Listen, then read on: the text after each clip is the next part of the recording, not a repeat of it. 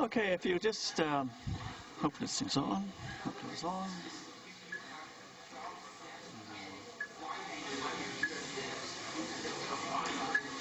Okay, let's see. Can you guys hear all right over here? You guys okay for sound? You okay for sound? I think that's a nod. Okay, I'll take that as a nod. Okay, are you guys at the back? You okay for sound up there? You fine? You guys okay for sound? And you guys in the middle are fine? Okay. All right. If you just quieten down a bit, we'll get going. Okay. So today we'll begin this topic on the bond prices, and then once we learn how to price the bonds, we'll lead into the interest rate risk. And this should actually take today, tomorrow, and Friday. So this is an outline of what we'll cover. We'll have a brief review of the time value of money. If you've done Accounting 102 or you're simultaneously doing Finance 201, you'll certainly come across the time value of money. Basically, the three things we're particularly interested in is present and future values and use of compounding. So that's just a brief review. Hopefully you all know this sort of stuff. And then we'll go on to ask what are bonds. There's actually be more details on bonds in the bond market section. Then we'll go into bond pricing and a little bit about some of the risks. And then into yield measures. The bond theorems, they're actually mathematically provable theorems. We don't actually prove them in this course, but we will state them here. We do formally prove them in 205. And then we'll talk about bond volatility, which is basically the movement of the price up and down, and the things called durations, which is used in the management of bond portfolios. So first up, time value of money. What is time value of money? Hopefully you've all remembered this from last year or are doing it in 201 and know what it is. What's time value of money? Oh, everybody's all quiet. Do you know what time value of money is? Time value of money. What is the time value of money? Do you know what it is? No. Ooh. Oh. Okay.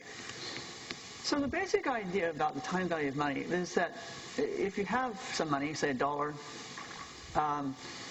or say we could just take $1 for an example.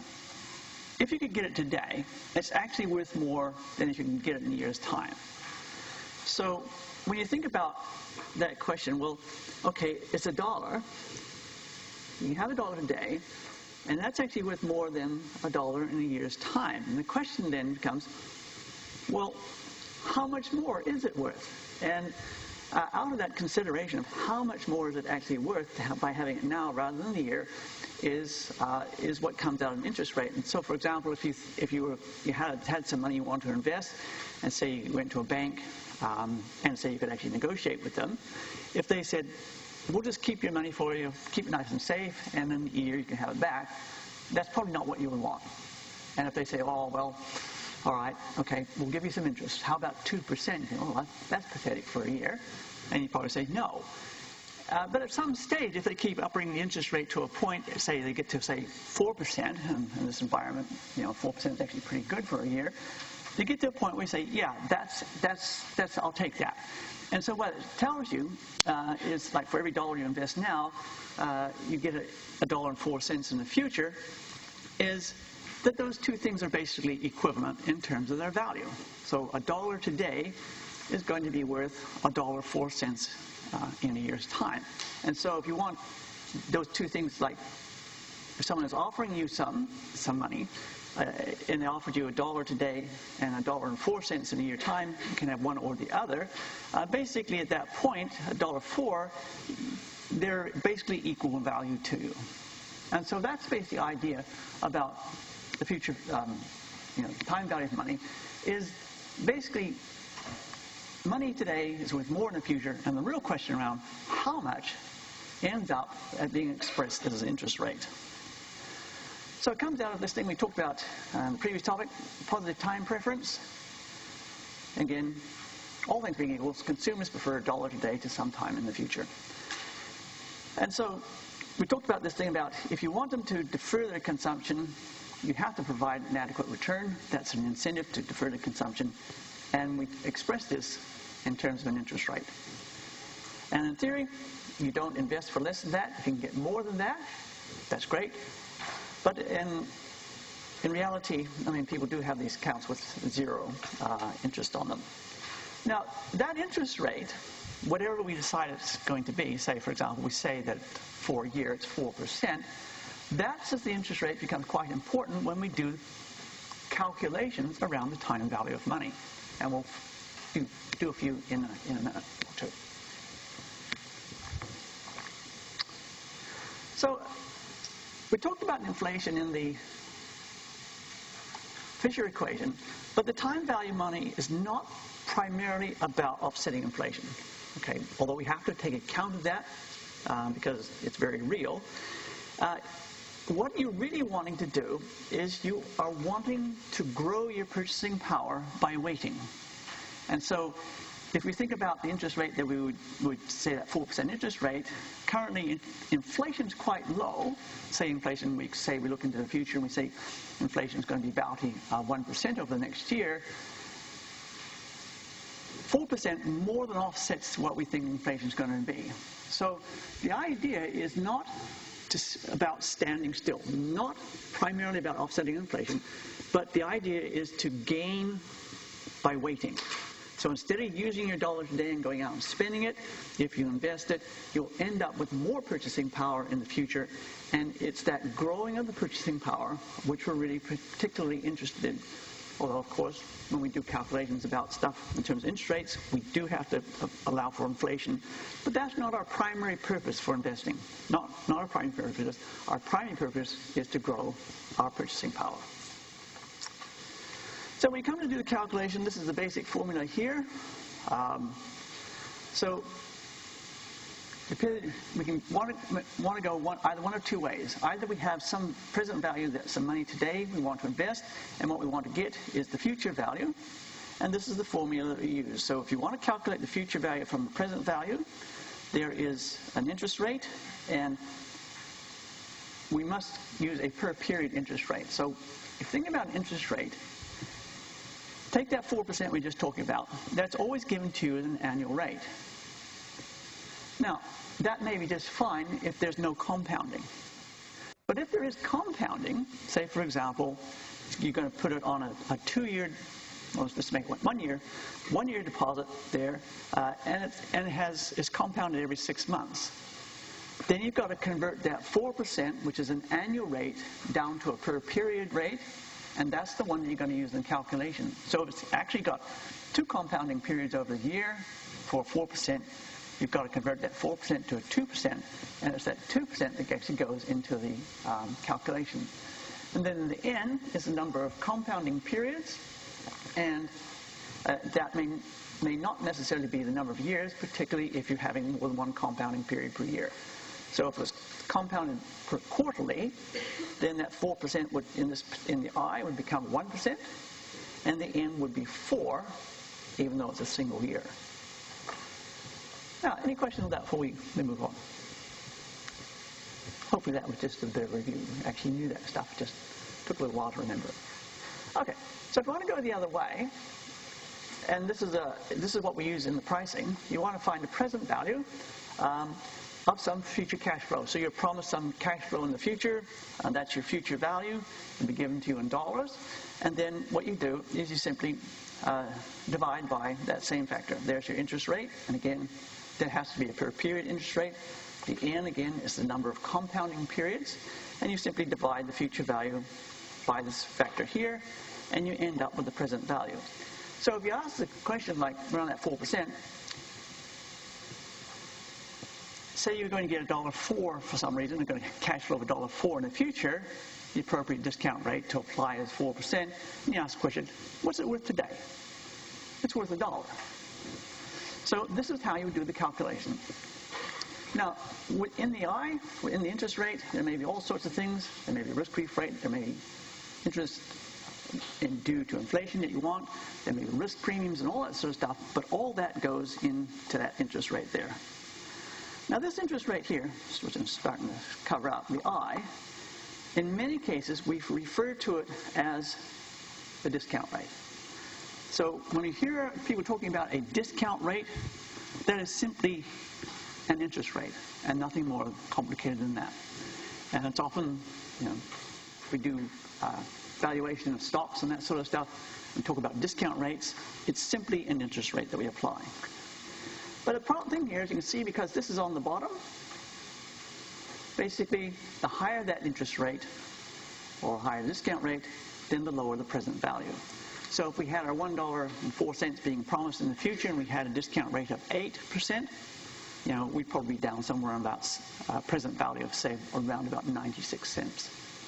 And if it was 12%, it would be lower still. So basically, the higher the interest rate, the more that goes up, the lower the present value. And that is quite important when we come to price a bond. So the basic mirror images of each other, these formulas. You can calculate a future value from present value or a present value from future value. Either way around. Very straightforward to do. Any questions on that before we move on? Everybody okay? Okay, move on. So we'll do a couple of very simple calculations here. So there's your question, first question up there.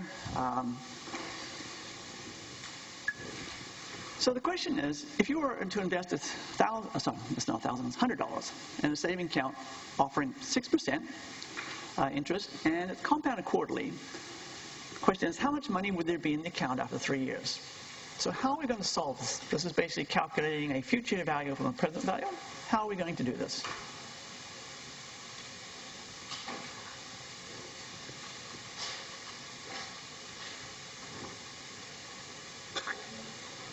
Start with a formula. A good idea. Formula is always worth something, especially in exams. So the future value formula, there's your future value. Yeah. That's equal to the present value, 1 plus I to the power n. So in this case, what's the present value? $100. So that's the money that you're going to put away in your investment there. Now, interest rate says it's 6%. What are we going to put in the calculation? 1.5%, okay, because you've got to convert the annual rate to a per period rate. It says it's compounded quarterly, so you divide the 6 by 4 to get 1.5. Of course, as a decimal, which is what we're going to need in the calculation, 0.015. How many compounding periods have we got here? 12.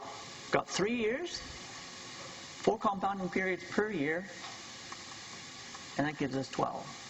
So the future value is going to be the $100 that you put in, 1.015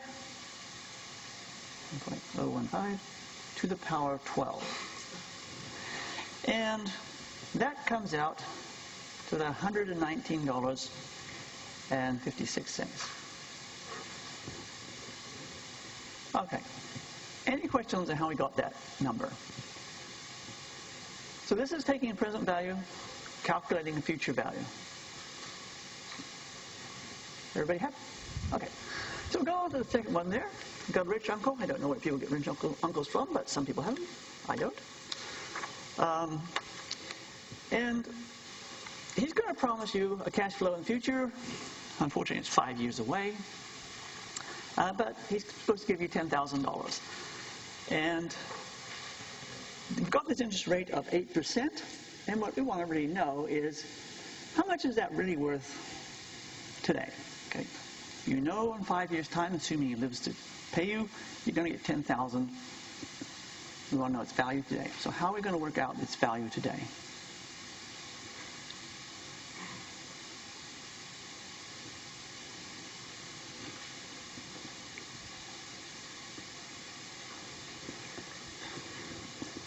Go ahead.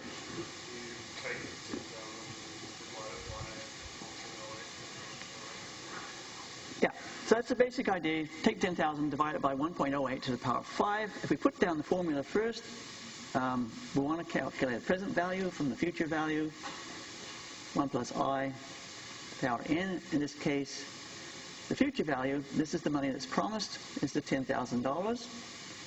The interest rate, 1.08, because if you look at that, it doesn't say it's compounding semi-annual, quarterly, anything like that, but it's over 5 years. So we still have to take account of the compounding, and so in terms of n, there's only 5 years there. so the present value is going to be the 10,000 divided by 1.08 to the power 5. And that comes out that it's actually worth to us 6,805 and 83 cents. So although it's genuine $10,000 turning up in 5 years' time, what it's really worth to us today is $6,805 and 83 cents. So that's its present value. Okay, any question on that? Everybody's happy? Good, good. Okay, we'll move on.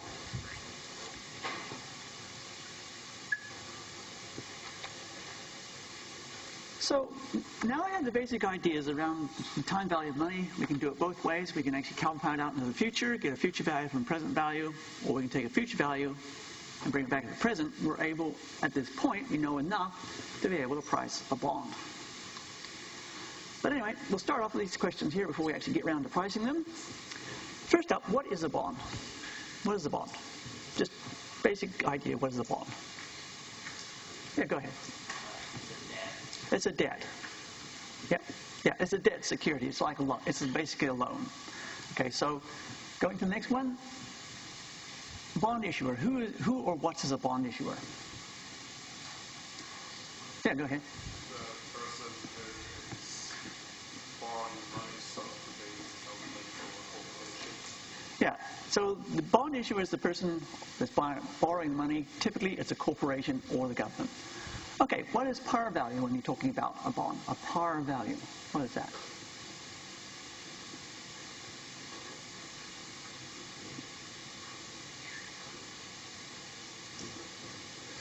Well, go ahead. The face value of the bond, so the price that the amount that you'll receive at maturity. Okay, so the par value, also known as the face value, sometimes known as the principal, is actually stated on the bond, and it's at the end of the bond's life, when you get paid your final coupon, which we'll come to exactly later, there's also this return of the capital, and that's what your par value is, and it goes into several calculations in valuing the bond. Okay, so what's a coupon and a coupon rate? What are they?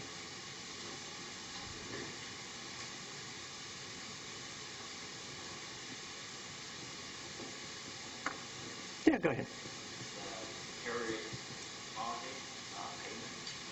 Yeah, it's a periodic payment. It's in this particular part of the world, this is actually just another name for an interest rate. So when you're talking about a bond coupon, we're actually talking about an interest rate, and they're a periodic payment. So if the bond is paying its coupon semi-annually, that means every 6 months it pays its coupon. Now you think, why on earth do they call it that strange name? Back in the olden days, here's a bond from way back. This is from the Michigan Central Railway. Is you can see these things attached to the side here. Now, back in the olden days, those coupons, if you wanted to get paid, you actually had to present them somehow. And this one obviously is being taken in and they got clipped and it's canceled as those things were paid. But you could cut them off with a pair of scissors and mail it to the issuer, and you would get your interest payment. And so that's how they came to be called a coupon. But a coupon rate is simply, a coupon is simply an interest payment. Coupon rate is simply an interest rate. Nothing more complicated than that, even though we use this. Very common to use the name coupon when talking about it. Okay, so what's the coupon period then? How often they pay? Yeah, so if they're paying semi-annually, they pay every 6 months. Time to maturity is almost self-explanatory. That's until it matures and pays itself back.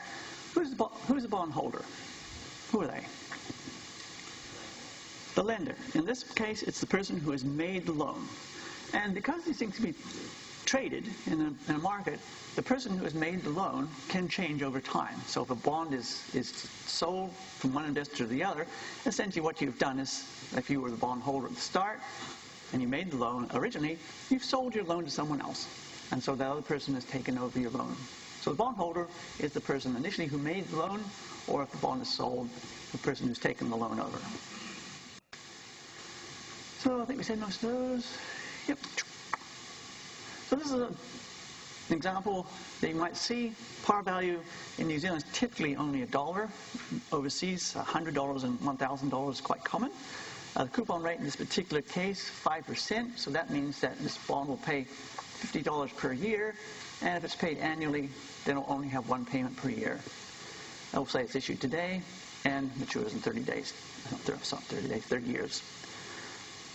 So those details are all specified at the beginning of the bond's life. And typically, for the types of bonds that we're going to be dealing with, the coupon rate is fixed and does not change, although there certainly are bonds whose coupon rate will change over time. So that one there with their $50, out of that, up here, $50 coming from your coupon payment, it can be spent. And if you spend it straight away, you simply get full value of those $50. But this problem here, that the coupon-paying bonds, there is no mechanism to reinvest that coupon back into the bond itself. That gives rise to the problem, part of the problem that we have of facing interest rate risk. So the fact that they pay that money out to you, and then it's up to you to do something with it, it's that problem which gives rise to the reinvestment portion of the interest rate risk. So that fact is quite critical, that one. So when we're going to value it, if you're doing 201, you're going to come across a formula for valuing ordinary annuities. If you're going to do 205, we actually derive that from first principles. Because the coupon payments, if they're fixed and they're at set times, you can use this annuity formula to value them. Now, if you don't know what that is, that's not a problem. We have other ways of valuing them. And then at the end of the life of the bond, there's your return of capital, also known as par or face value, and we have to value that as well. So the basic idea is that the current price is obtained by discounting each of those to the present value using the time value of money principles we just talked about. So how do we actually apply these things in practice? How on earth are we going to actually price a bond using these principles? What we're going to do, like let's say we have a bond, say a 5-year bond paying semi-annually, we're going to have 10 coupon payments and return of capital at the end. How would we value something like that?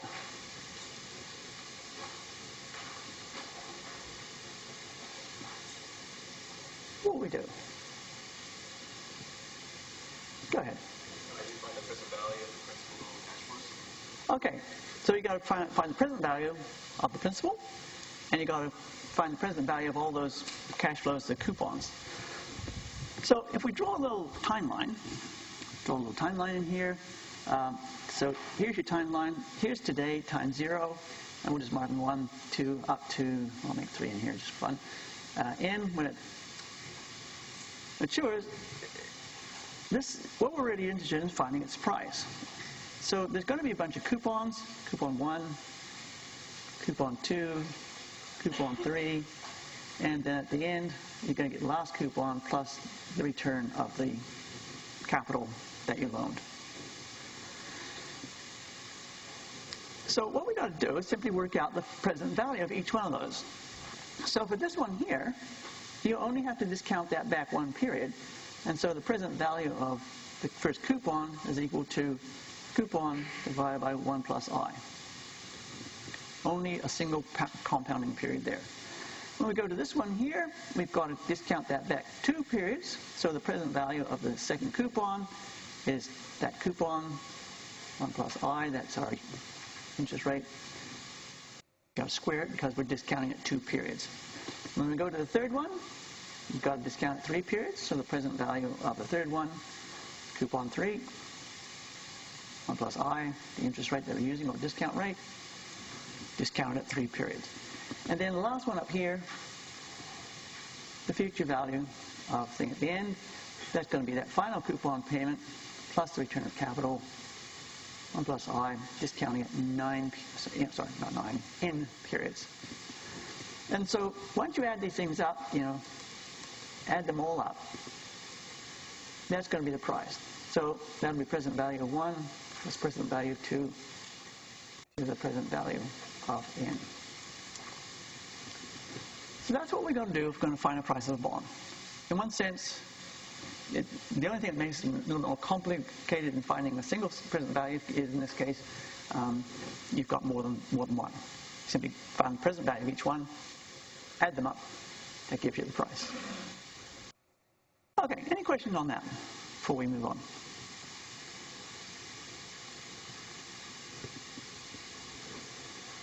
People pretty happy? Right. So that bit. Now this one here, we'll come back to this point about the interest rate required as the rate of return on this risk class in today's market.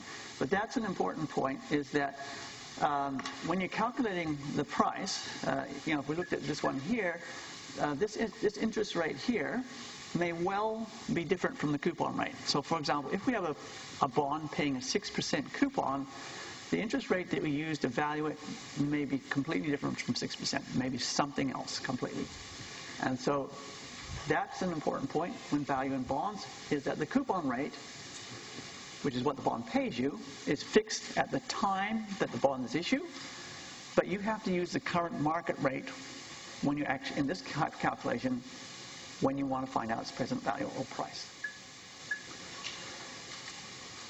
So there it is. Market interest rate is usually different. So there's the formula that we just made, basically. So let's do an example. What's the price of a bond that has an 8% coupon rate, annual coupon payments, 4 years to maturity, $1,000 face value, and a 10% yield? Okay, so you can see that the coupon rate and the actual yield rate, or the interest rate we're going to apply to it, are different. So how would we go about working out the value of this particular bond?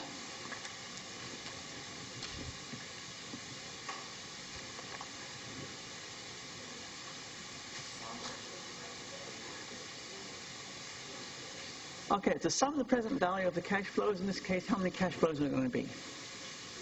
4. So if you only have a scientific calculator and you don't have a financial calculator, then you simply have to do that. You have to sit down and do 4 calculations of present value and add them up. So you can get through this course with a financial calculator, no problem at all, but usually you have a little bit of extra work. So if you're going to do it, the price would simply be, there'd be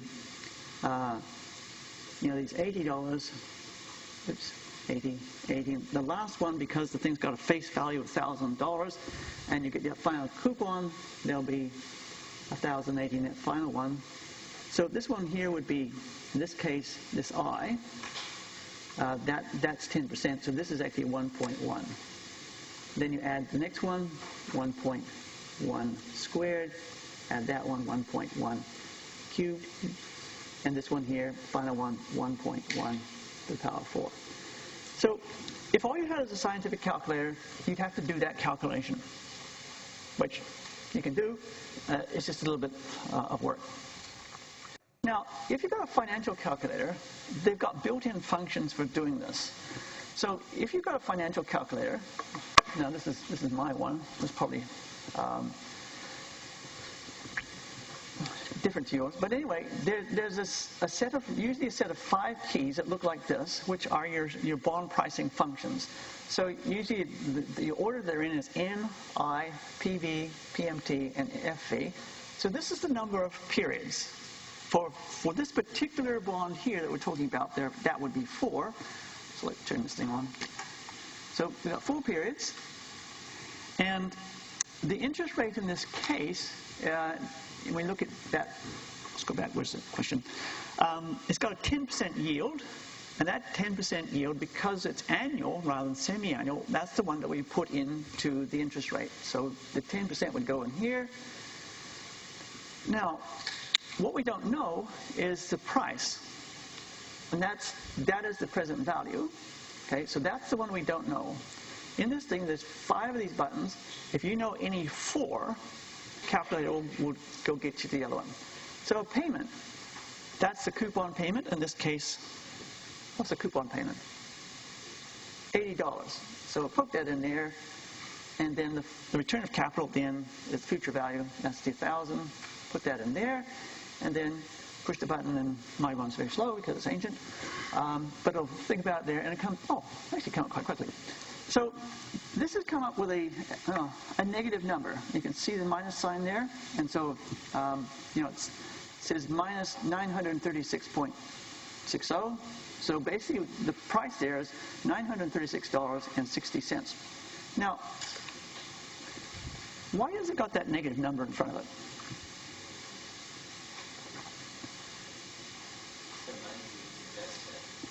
Yeah, it's money invested. So it's, when you put in cash flows in the calculator, a cash flow out is negative, cash flow in is positive. So we put in the PMT, that's in this case coupon payment, the future value, we put them as positive because they'll be cash flows to us. And so this is a negative cash flow, so this would be a cash flow out. This would be the price that you would pay.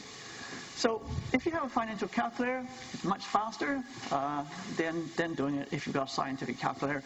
But if you only have a scientific calculator, there's no problem doing it. It's just a little bit more work. Okay, any question on that before we move on? Okay, people seem happy.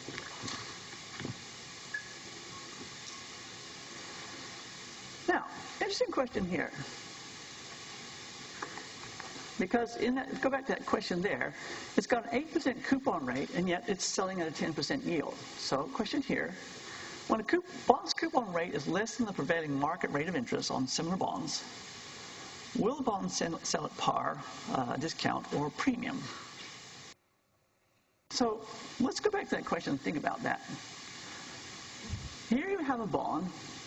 It's paying you 8%. Because that 8% was set at the time the bond was issued. The market's changed, and now you're supposed to earn 10%. How are you going to earn 10% return on a bond that only pays out 8% interest? Go ahead. Buy at a discount, because if you're earning less than the market rate of interest, but you're paying less than the face value of the bond, the difference will be the difference between what you pay and what it's worth. Yeah, so if the market rate of interest has now gone up to 10%, you have to pay essentially a discount on the face value, because that 8% part of it is fixed. And where you're going to get your extra return to get you from that 8 to 10% is if you pay a discount, when it matures, you're going to get a capital gain. And that extra capital gain is going to give you that extra 2%. Do you have another question or comment? Same thing? Okay. Yeah. So that's, if the yield is higher, in this case, we see it's higher than the coupon rate, it sells at a discount. Go back to another question there. So what if the coupon rate and the yield were exactly the same? What would it sell for? It would sell for par. And what if the yield was lower than the coupon rate? It would sell at a premium, because what would happen, how you get, say, if it's an 8% coupon and it's actually selling at 6%, you actually end up with a capital loss, which would bring you down from the 8% to the 6%. So this is quite important when we deal with interest rate risk, because the interest rates in those markets are changing all the time, but the coupon rate is fixed. And so the value of the bond will fluctuate depending on how that interest rate is compared to the coupon rate. So, say what? Yep, say what?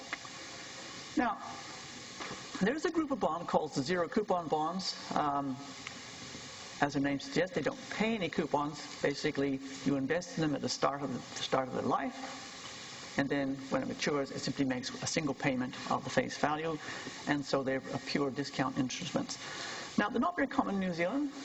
We do see a few, but they're very common overseas. In fact, there's an entire industry within the financial sector of taking coupon bonds and splitting them up into a whole bunch of zero coupon bonds. So they basically take every single payment and they split it up, make a new security, and turn every single payment into a zero coupon bond. And they make money doing that. So these things have some very nice properties, which makes them very attractive if you can get hold of zero coupon bonds. In terms of the price, you simply go for the present value of the par. So it's quite simple to actually calculate the price because there's only one cash flow to deal with. So there's your formula. Now again, you may have to convert your annual interest rate into a per period interest rate, even though they only pay that one at the end. And typically, the convention is that this is a 2. That's typically 2. So 2 compounding periods per year. And again, that would make the number of periods different from the number of years. But if you have a zero coupon bond, they're very straightforward things to calculate their value. Okay. Any questions on the zeros before we go on? Yeah, go ahead.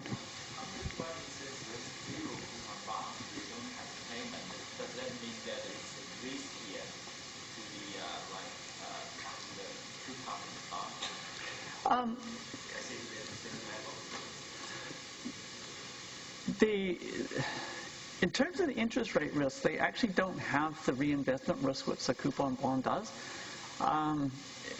And all the other risks are in one sense, they're the same as a coupon bond. Now, they're in one sense, the thing that makes them the thing that can make them appear riskier is that the price swings on a zero coupon bond. If the interest rates move, like if you think of all the range of bonds you can have from zero coupon up to however many % coupons can be paid, the zero coupon bonds have the biggest price swings. So they have, in terms of the price risk, they have the biggest price risk. But you think of, say, another risk, let's take default risk. If you have a coupon bond and you get a default along the way, you will have got some payments, whereas if they default on a zero coupon, you're sunk. So they are a bit more risky in that sense as well. Okay. Any other questions? Okay.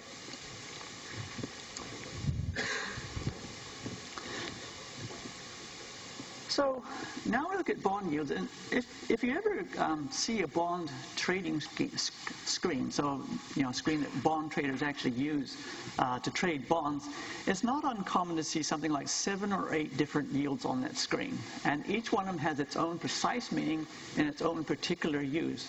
Now we're not going to do a whole lot of them, but we will cover 3 different yields, and they have 3 different interest rates. Each has its own precise meaning, and each is useful in its own way. So when we're thinking about being rewarded for a risk, there's at least 3 of them you've got to take account of. First one up, this one here, is that if you invest in a private sector bond, then there's a chance that it might default, they'll stop paying you, and you have to make some sort of statistical calculation about what that is likely to cost you, and then you factor that into your interest rate. And when we get into the bond market, the bond market section, we'll look at what credit rating agencies do and how they help us to assess the likelihood of a default. Now, this one here, the reinvestment risk, is a very important one for a bond holder, particularly if they have a coupon bond. Because this problem here we talked about, the coupons cannot be compounded back into the bond. There's just simply no mechanism to do that.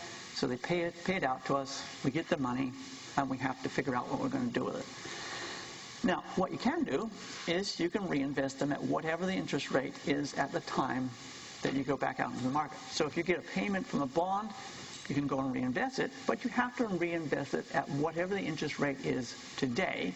You can't reinvest it what the interest rate was when you bought the bond. But when we look at the bond pricing formula, it makes this very explicit assumption that you will be able to reinvest your coupons at the yield that you bought it at. Now, the fact that they may not be true and these days it's almost certainly not going to be true, that's the thing that's going to give us this problem of the reinvestment risk. That it assumes we can reinvest at the yield that we bought it at. In real life, you're going to be very unlikely to be able to do that. Now, the other one, the price risk, we talked a little bit just before about, discount bonds, par bonds, and premium bonds. As the interest rate, the yield changes, coupons fixed, the bond price fluctuates, and that gives us the price risk. Now, these two things together, the reinvestment risk and the price risk together, are the two things that make the interest rate risk. And that's a risk to us that we have to take account of, and if we're going to do it properly, we should actually price this. Okay, so yields, they are set by a market. Supply and demand, get a nice balance between them, and that gives you your interest rate. So the three common ones we're going to look at are yield to maturity, the expected yield, and the realized yield. Now, these aren't the only ones there are. There's plenty more. Okay, first one up, yield to maturity. What does the yield to maturity actually measure? What does the yield to maturity actually measure? Let's say you there was a coupon bond came out several years ago, and it was paying 8% coupon, and it's now trading at 7.1%. That's the yield to maturity. What does that 7.1% actually mean?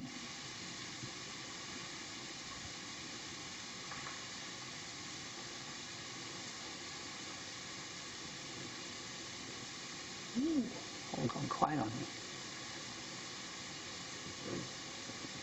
Oh, I'll flip over a slide or two. Okay, so this is the assumptions. This is the assumption. The yield to maturity is true. It's expected yield. So this is a forward-looking yield. We're buying it today. We have a yield to maturity today. But if these things have to hold true in the future for us to get it. First is it assumes that you're going to hold the bond to maturity. Now, these days with markets and you can trade them, that may not be true. But this is what this thing assumes. It assumes you're going to hold all the way through maturity. And here's a key point here, is that all the payments, that's those coupon payments, will be reinvested at the same yield until maturity.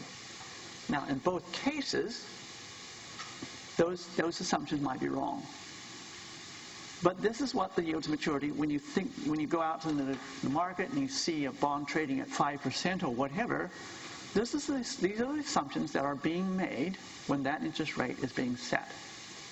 Now, the fact that it might not work out that way, that gives rise to the interest rate risk. Both a price risk if you're going to sell it early, a reinvestment risk because you may not be able to reinvest those coupons at that particular yield that you bought it at. So when you're actually calculating them, if you have a financial calculator to calculate the yield to maturity, you can use those bonds special pricing functions. If you only have a scientific calculator, this is actually it's quite time-consuming because you have to use the numerical procedure. You cannot, once you get beyond 3 payments, there's no explicit formula for finding the yield to maturity, and so you have to use a numerical method. Now, at this point, this course here, we're not going to look at any of those numerical methods, but if you come to 205 next semester, there's 2 numerical methods that we will apply to solving this problem, 2 different ones. Now, if you do 205 or 201, you may have come across the internal rate of return, and the yield to maturity is basically the internal rate of return as applied to bonds. And if you have it says there, if you have your financial calculator, this is really easy to do. But the problem here, basically, the longer the time maturity, the less valid those assumptions are. It makes these explicit assumptions, and the longer the time you have, the less likely they are to be true. Any question on that before we move on? Okay. So what about the next one, the expected yield? What's that?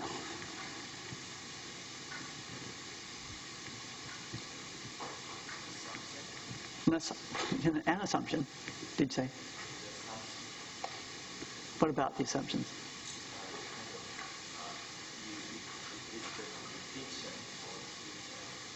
Okay. I know what you mean. Yeah.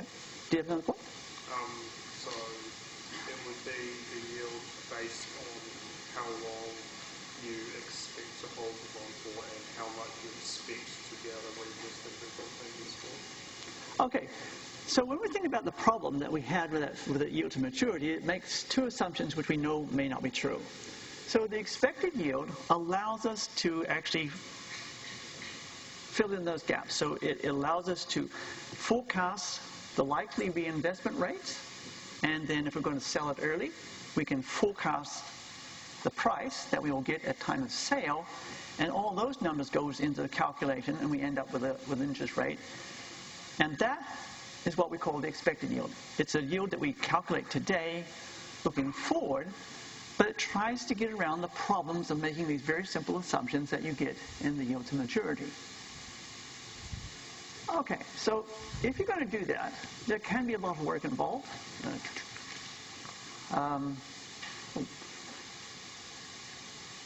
Let's go back.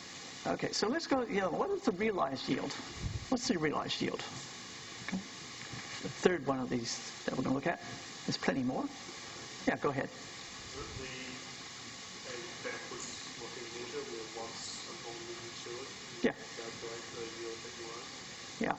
So the first two, the yield to maturity, expected yield, we calculate this when we start. It looks forward. The realized yield is calculated at the end. So at the end, you know everything about your bond. You know if there was any defaults, if you had to reinvest your coupons, you know what you did with them. You know when you get your payment or whether you sold it, and all that sort of stuff. You know all that stuff at the end. And the realized yield is the yield at the end, looking back when you calculate the question and answer the question, what did I really earn on my bond? So that one, first two, looking forward. The last one is at the end, looking back, seeing how well we really did. And what you might see at the forward, looking forward, may well be different from what you see at the end, looking back. So we'll do this one, and then we'll probably be the last one for the day. So an investor buys a 5% coupon bond, semi-annual payments, and he pays $951.59 for it. And it matures in 3 years.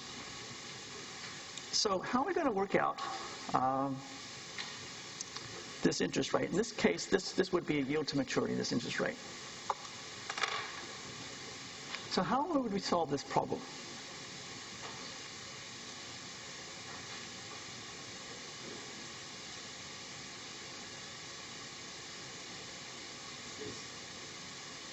Just what is for this yield to maturity?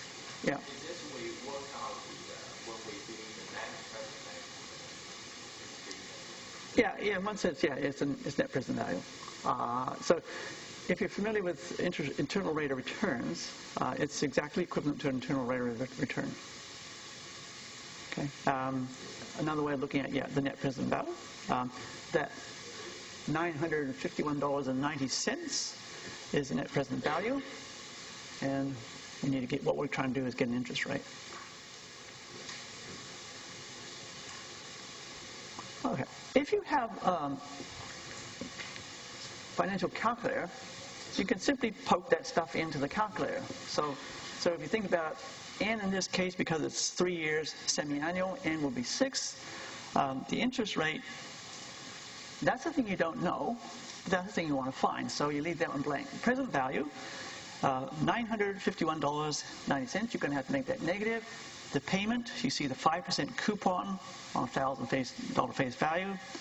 Going to be paying $50 per year, $25 per period, so $25 goes in the payment, and then the face value of $1,000.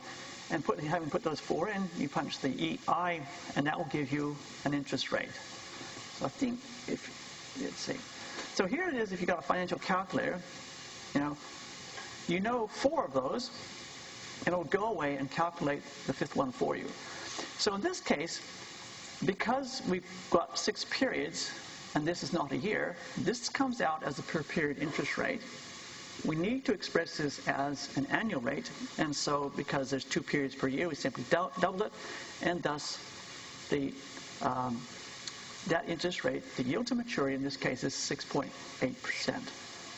Now, if you have to do this with a non-financial calculator, you only have a scientific calculator. It can be done, but it's just an enormous amount of work because there's no analytical way of solving this. You have to try different interest rates and eventually change them until a point that you get the price equal to $951.90. And we don't go into how to do this in this course, but we certainly do in 205. Okay, so we'll pick it up at this point next time. Oops, let's see, where are we going to go? Okay.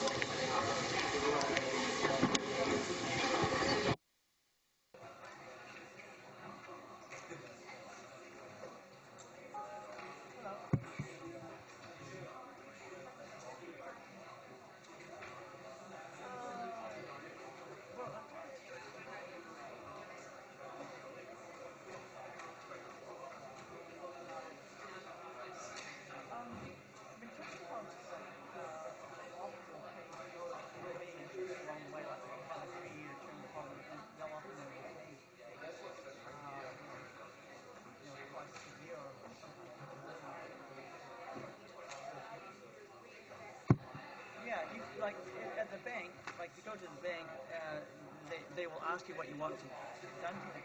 If you want to reinvest it in the face of you can just click that option on your banking form. Now, that's different. In one sense, that would then sort of lead into a zero coupon type of investment because you put the money in, you get nothing until the end, and then they pay you out. But yeah, so there are options. So you can you have payments along the way, and that would make it like a coupon bond, or you can compound it all and keep it in there, and that would make it like a zero coupon.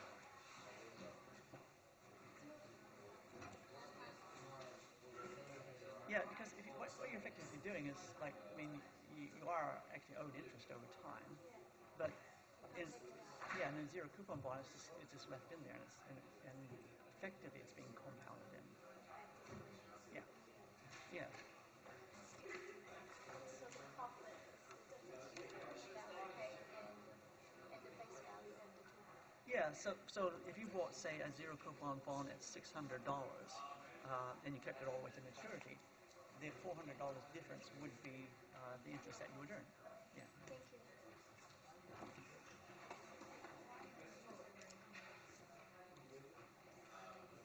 Okay, we start with it's a 6% annual rate, but it's compounded 4 times per year, and so we need to convert the annual rate of 6% into a per period rate.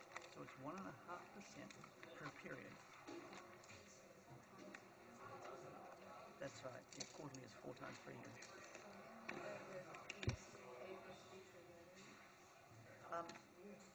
Yeah, what we do is we calculate the present value. So these are the cash flows, and then we calculate the present value of those cash flows. And so this one here, this is the cash flow, and here we calculate the present value of that cash flow.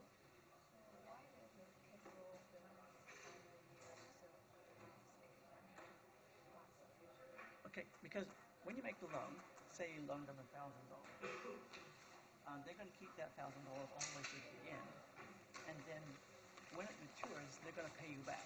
But so you get, in one sense, although you only get one payment, there's actually 2 parts to that final payment. There's the interest they